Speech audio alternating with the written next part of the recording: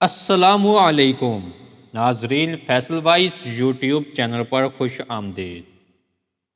ناظرین، بعض ایسے بھی حقوق ہیں جو ہر آدمی پر ہیں، خواہ وہ کافر ہو یا مسلمان، نیکوکار ہو یا بدکار۔ ان حقوق میں سے چند ہم آج کی ویڈیو میں بیان کریں گے۔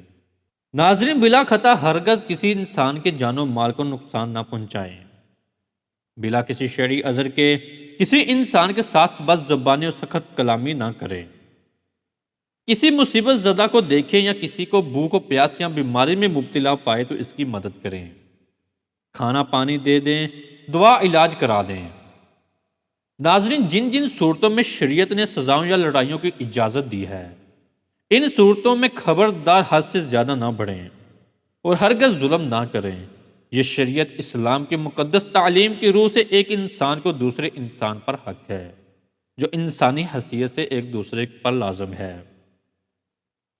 ناظرین، حدیث شریف میں یوں ہے، یعنی رحم کرنے والوں پر رحمان رحم فرماتا ہے، تم لوگ زمین والوں پر رحم کرو تو آسمان والا تم لوگوں پر رحم فرمائے گا۔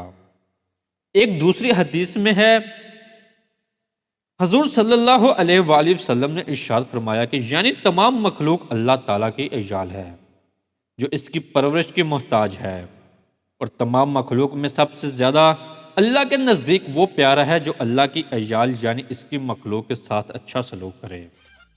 ناظرین، ہماری آج کی ویڈیو آپ کو کیسی لگی لائک اور کمنٹ کر کے ضرور بتائیے گا۔